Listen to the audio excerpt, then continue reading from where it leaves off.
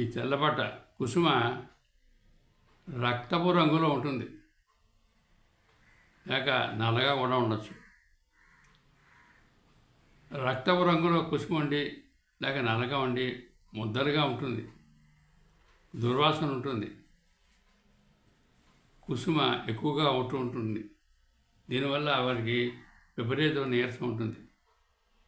ఈ నీరసం తగ్గడానికి, ఈ కుసుమ తగ్గడానికి చైనా 200 పొటెన్షియల్లో రోజుకో డోసు చొప్పుని వారానికి 5 రోజులు పడుతూ ఉండాలి.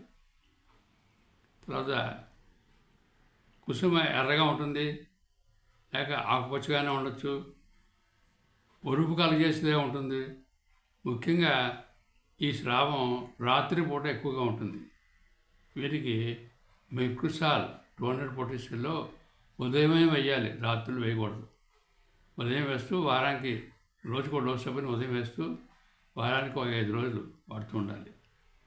తర్వాత కొంతమందికి ఆకుపచ్చగా ఉంటుంది కుసుమ, వాళ్ళకి మెక్రుసాల్ 200 పొటెన్షియల్లో ఉదయం పూట ఒక డోసు, నాట్రమోర్ 200 పొటెన్షియల్లో రాత్రి ఒక డోసు, నాట్రల్ సల్ఫ్ 30x పొటెన్షియల్లో ఉదయం మధ్యాహ్నం సాయంకాలం పూటకి 3 మాత్రలు చొప్పుని కొన్నాళ్ళు ఇలా వాడినట్టయితే